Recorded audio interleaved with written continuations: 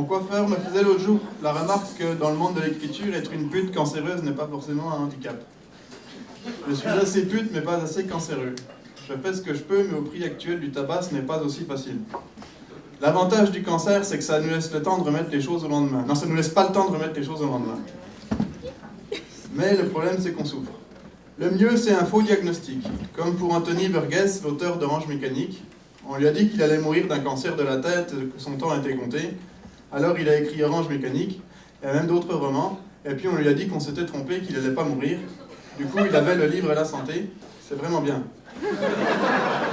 On a dit à un de mes amis qu'il avait un cancer de la tête, il n'y a pas cru. Il pensait que le docteur voulait l'encourager à écrire. Mais il n'a rien écrit, puis il est mort, parce que c'était vrai qu'il avait un cancer de la tête. Il a perdu l'usage des mains et plein d'autres trucs importants. Il se pissait dessus en continu, comme un petit filet de fonte des neiges qui court sur les rochers, les murs et les toits. Ultimement, il a quand même produit un poème. C'était à la toute fin. Il délirait pas mal et voyait plus très bien.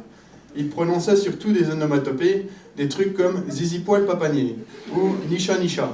On était bien crampés. Et tout d'un coup, il a dit « À Saint-Bruno, on peut entendre les oiseaux péter. » Il est mort pas longtemps après. On pleurait à l'enterrement, mais l'un de nous a dit « Zipoil Papanier », alors on ne pouvait plus arrêter de rire. Un de mes autres amis a eu un cancer du poumon. Il a écrit un livre, mais c'était vraiment de la merde.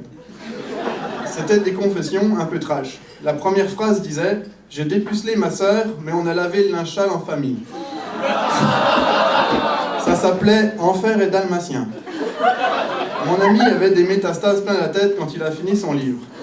La fin n'avait d'ailleurs plus rien à voir avec le début. C'était devenu l'histoire d'un cheval de course, qui ne peut plus courir, au bord de l'océan. Les métastases grossissaient dans la tête de mon ami et il ne reconnaissait plus ses enfants. C'était pas beau à voir. Quand il revenait à lui, on faisait des compliments sur son livre, même si son livre c'était de la merde.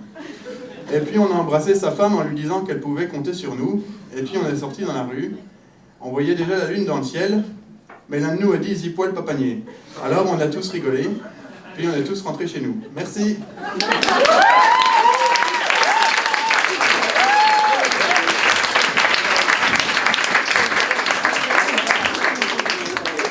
Et